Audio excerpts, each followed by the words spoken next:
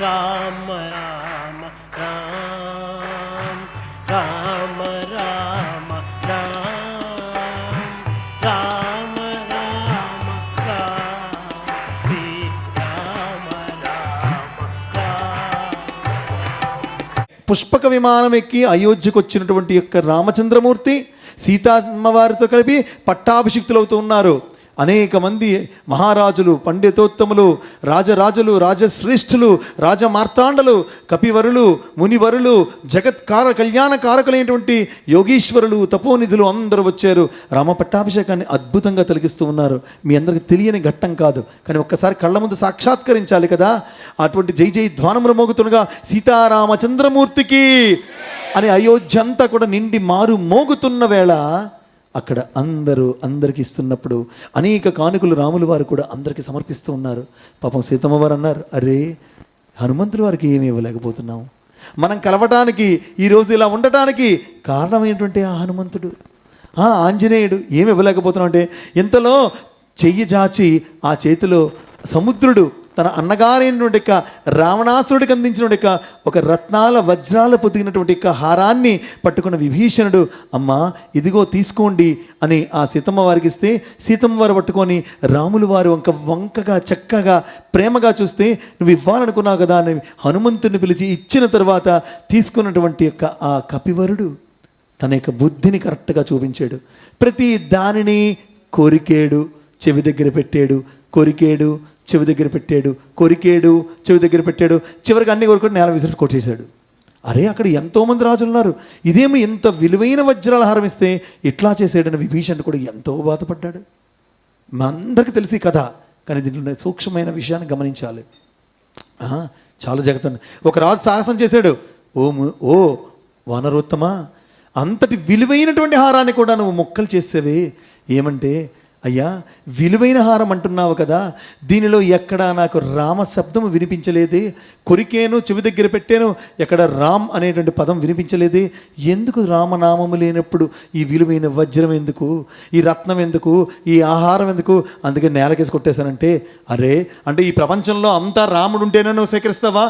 Yes అంటే అప్పుడు ఏది రాముడు మరి నీ ఒంట్లో ఉన్నాడంటే ఏం చేశాడు, తన చేతి మీద ఉంటున్న రోమాన్ని తీసి ఆ రాజు దగ్గర చెవి దగ్గర పెడితే మామూలుగా వినిపించలేదు, ప్రళయాగ్ని సమానమైనటువంటి రామ రామ రామ రామ రామ రామ రామ రామ రామ రామ రామ అని వినిపిస్తే ఆ వెళ్ళి హనుమంతుని యొక్క పాదాల మీద పడి, వానరోత్తమ నువ్వు నిజమైనటువంటి రామభక్తుడివి అని ప్రకటించినప్పుడు అది కదా నిజంగా మనం అనగలం. ఇక్కడ మనం తీసుకోగలిగితే, ఒక్కసారి మనం ఇక్కడ తీసుకోగలిగితే అద్భుత అంశంలో దేవుడు కూడా అనేక ఆకర్షణలు పెడుతున్నాడు.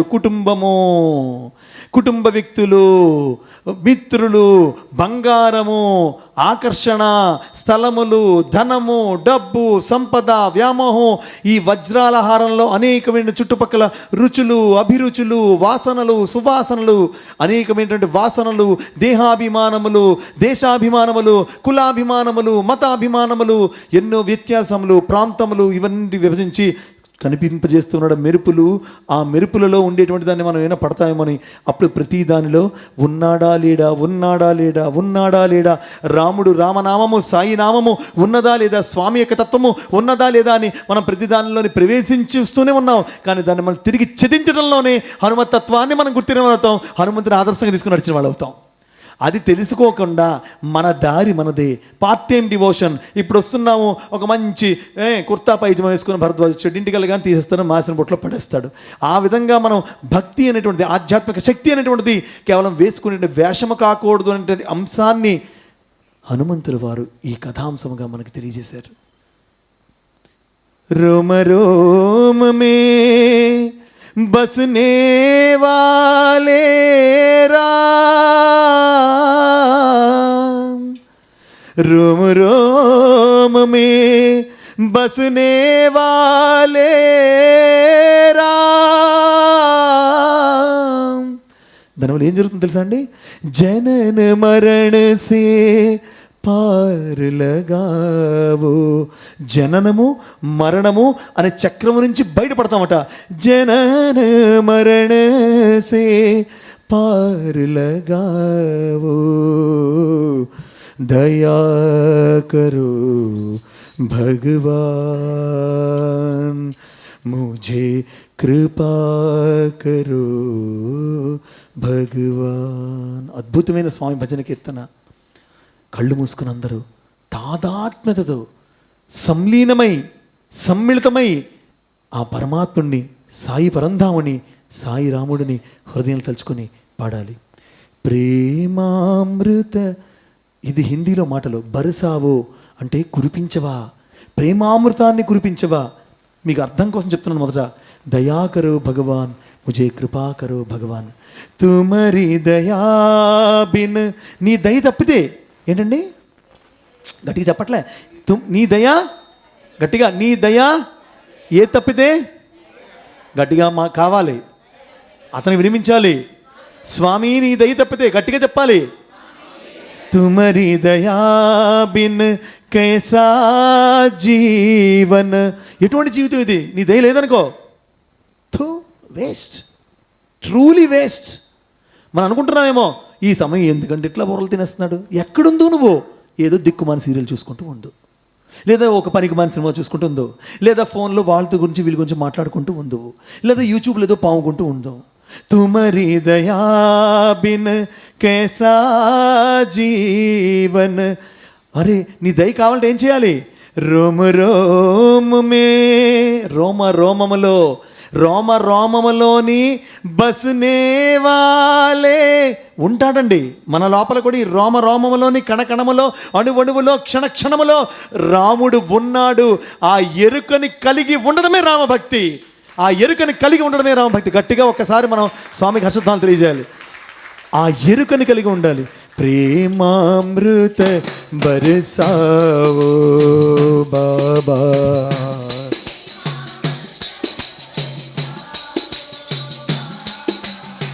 ప్రేమామృత బరసావో బాబా.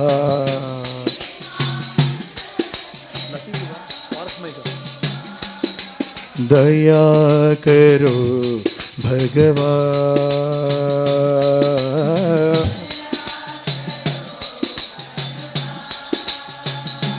मुझे कृपा करो भगवान.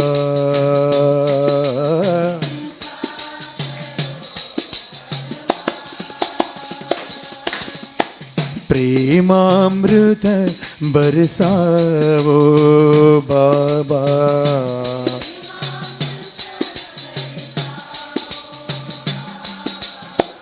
तुम्हारी दया बिन कैसा जीवन.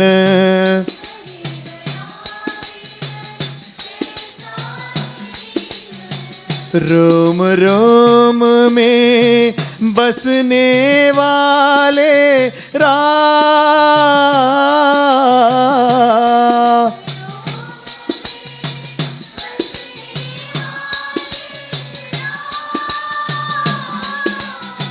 रोम रोम में बसने वाले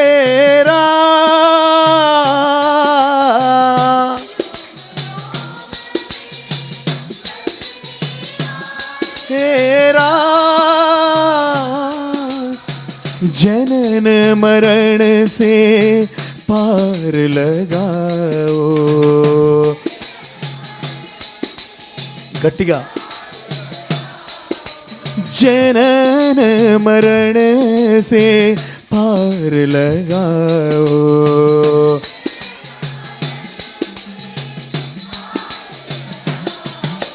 दया करो भगवान,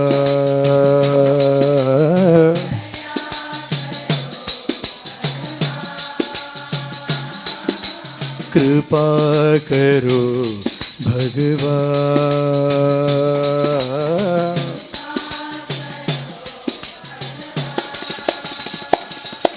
दया करो भगवान,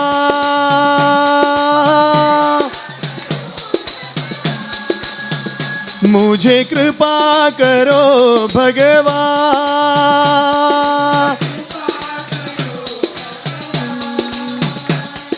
राम राम जय राम, राम जय राम, राम जय राम, राम जय.